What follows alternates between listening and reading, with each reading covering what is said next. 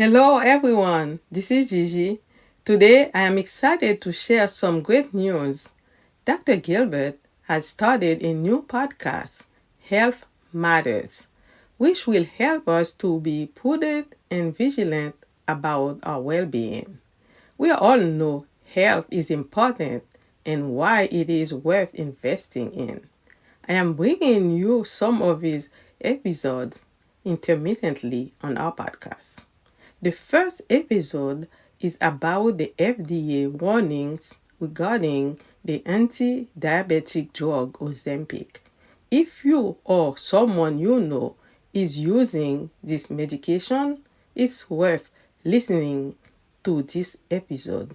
And speaking of Dr. Gilbert, it was his birthday yesterday.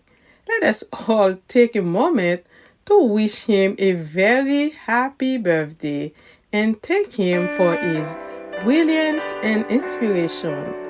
He is a fantastic person who deserves all the best in life.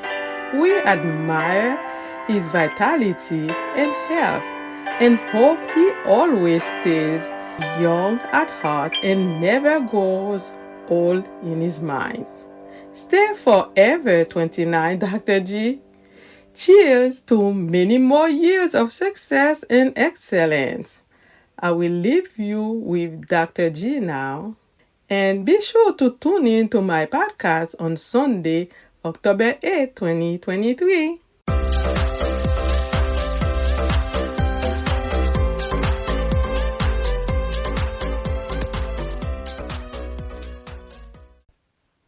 Hello, I'm Dr. Carl Gilbert, and I'm thrilled to kick off the first episode of our Health Matters podcast.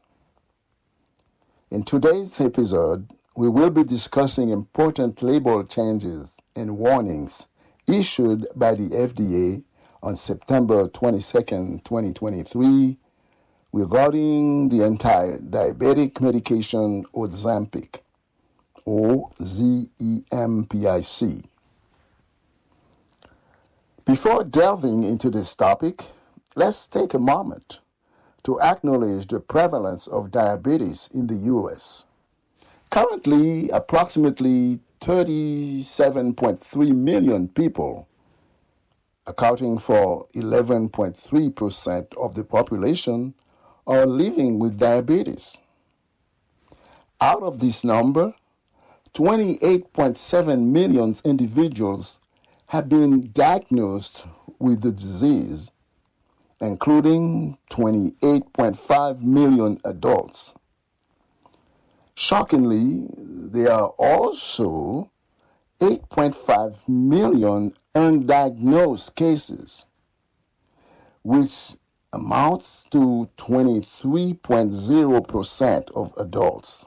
Additionally, there are 96 million people aged 18 and older with prediabetes, making up 38.0% of the adult U.S. population. Among individuals aged 65 or older, 26.4 million, or 48.8% of the population, have prediabetes.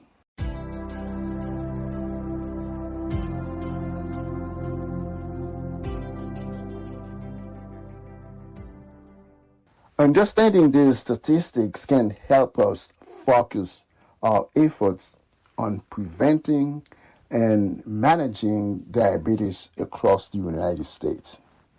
Now, let us delve into the FDA's drug safety-related labeling changes for Ozempic, which were issued on September 22nd, 2023.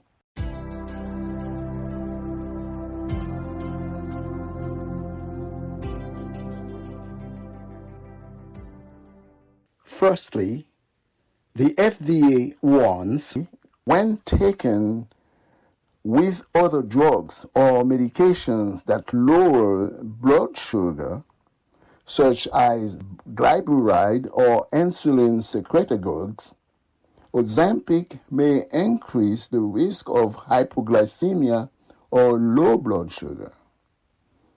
This risk also applies to individuals concurrently taking insulin.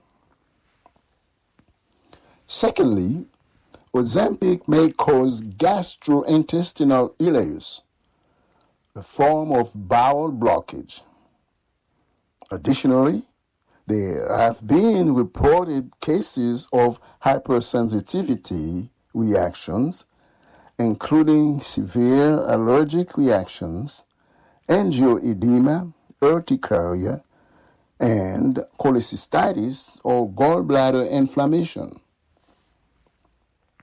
It is important to know that adverse reactions associated with the active ingredient of Ozempic, semaglutide, have been reported post-approval. However, due to the voluntary nature of these reports and the size of the population, it is sometimes challenging to accurately estimate their frequency or establish a causal relationship to drug exposure.